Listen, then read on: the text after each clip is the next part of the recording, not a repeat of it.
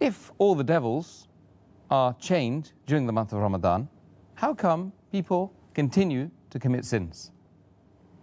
And I do agree with you, this is a common question. And I remember several years back when I was in school and when I heard this hadith that the devils are chained in the month of Ramadan, immediately the question that came to my mind, and the question that comes to many Muslims' mind and many non-Muslims, is that if the devils are chained, then how do human beings yet commit sins?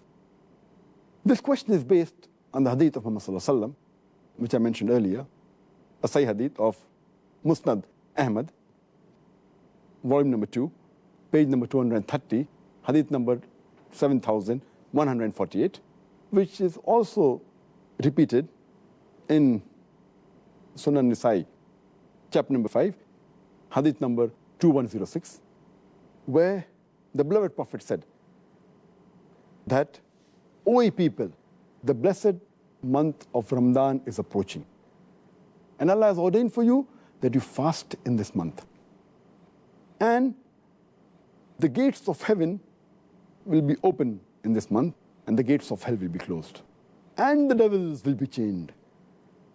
In this month is a night, which is better than 1,000 months. And a person who's deprived of the blessing in this month is truly a deprived person. Now, when we get this hadith, it clearly mentions that in this month of Ramadan, the devils will be chained. And it's a logical question. If devils are chained, then how do human beings yet commit sins?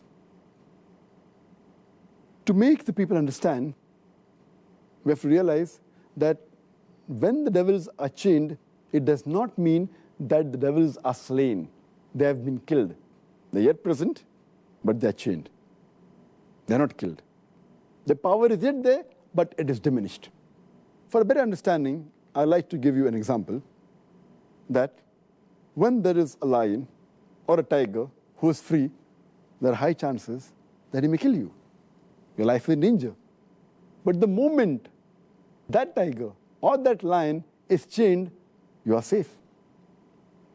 You are safe as long as you maintain a safe distance. After the tiger has been chained, if you come too close to him, there are chances yet you can be killed. So as long as you maintain that distance from the tiger who is chained, you are safe. Similarly, in the month of Ramadan, if you maintain a safe distance from the Satan, you will be saved. And if you read the Quran, Allah says in Surah Baqarah, chapter 2, verse number 168, be careful of the khutwatu shaitan, of the footsteps of the devil, for he is to you an avowed enemy. Many places Allah subhanahu wa ta'ala says in the Quran that be careful of the footsteps of the devil. Allah doesn't say that be careful of the devil, because a normal Muslim, an average Muslim who has average iman, when he sees the devil in front of him, he will be careful. For example, suppose there's a young girl who comes to an average Muslim, a young boy, who has average iman. If a young girl comes and tells him that let's spend the night together, that Muslim will say, spending the night together with a girl, it's haram, it is zina. He will immediately object. But that same girl, if that girl phones that young boy and speaks to him on the phone, the boy will say, speaking to a girl on the phone, there is no problem. So he speaks to the girl for a few times on the phone for a few minutes. Later on, the girl says, let's go and have some snacks in McDonald's on Kentucky Fried Chicken.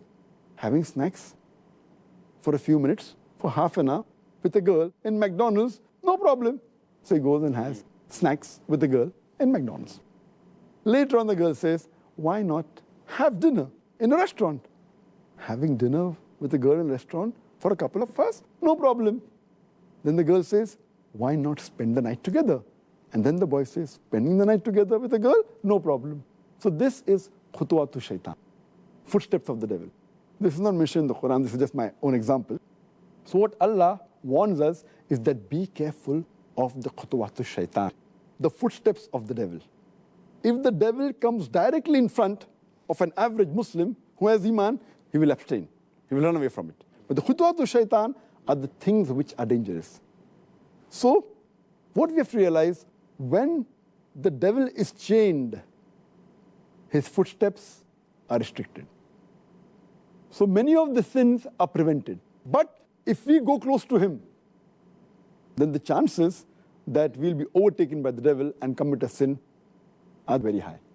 So what we have to be careful, that in Ramadan, if we keep the distance, then the chance of committing sin is less. But if we go close to the Satan, even though he's chained, like how a tiger can walk even after he's chained, same the devil.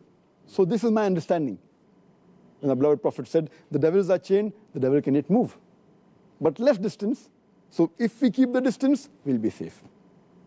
The second reason that I feel is that in the month of Ramadan, though the devils are chained, we fail to realize that the balance 11 months, they are free. And the impact that the devil has on the human beings for these 11 months, it leaves those impact, that impression in the month of Ramadan.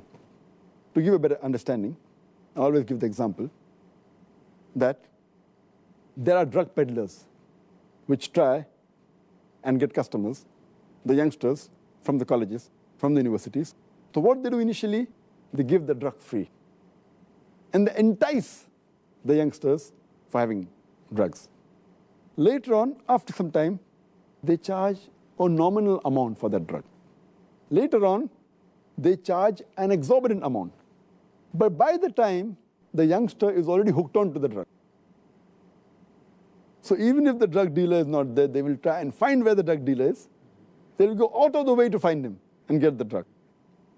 And many of them, even if the drug peddler, the drug dealer, is imprisoned by the law, they will go out of the way to find someone else. They may go in a chemist shop and buy mandrakes, whatever it is. They are so much hooked onto it. So these people who have become addicts to drugs, or rather say, addicted to the Satan, even though the Satan is imprisoned, the effect is yet there. So in this way we understand, as a drug dealer, as a drug peddler, even after he goes, the drug addict gets accustomed to that drug. So we human beings, we are accustomed to the sin. And even though the Satan is imprisoned, we keep on committing these mistakes. But mainly those people who have become addicts fall in this category. So those who do major sin fall in this category. But the normal Muslims, the average Muslims who haven't become addicted, it's easy for them to stay away from sin. And the third reason that I give is that though there are some scholars who say that in this month of Ramadan, the strong devils, the marids, they're imprisoned. The smaller ones are free. So they keep on committing mistakes. But according to my understanding, the third reason is that though the devils are chained by Allah subhanahu wa ta'ala, they can yet whisper. And one of the ways the devils try and get the human beings close to them is by whispering. And Allah says in the Quran, in Surah Nas, chapter number 114, verse number 1 to 6, قُلْ أَعُوذُ بِرَبِّ النَّاسِ مَلِكِ النَّاسِ إِلَهِ النَّاسِ مِنْ شَرِّ الْوَسْوَاسِ الْخَنَّاسِ الَّذِي يُوَسْوِسُ فِي صُدُورِ النَّاسِ مِنَ الْجِنَّةِ وَالنَّاسِ. They whisper in the hearts of the human beings and they withdraw. Amongst them, there are jinn and men. It's talking about the Satans, talking about the devils, who whisper into the hearts of the human being and they withdraw. And among these devils are the jinn and the human beings. So maybe Allah subhanahu wa ta'ala has imprisoned the devils who are the jinn. But the human beings, we are yet free. So one category of devils, that the jinns have been imprisoned, but the Satans are even amongst the men. That's what Allah says. Who are yet free. And yet we have to be careful of the whisper of the devil, the waswasa. This waswasa mainly is the thing that attracts towards the sin. The sins they had committed, but the chances are less. And furthermore, it's clearly mentioned in the full hadith that Allah has ordained for you in this month of Ramadan that you should fast. Only if you fast, according to me, will the devils be imprisoned. That's talking about the devils that are going to attract you. So Allah says, if you fast, Allah has ordained for you fasting. and the devils will be put in chains. So the devils that are after you, if you fast, surely they'll be restricted. The criteria for us to be away from the devil is to fast. If you fast with the proper niyyah, seeking the reward of Allah subhanahu wa ta'ala, surely the devil will not be able to entice you.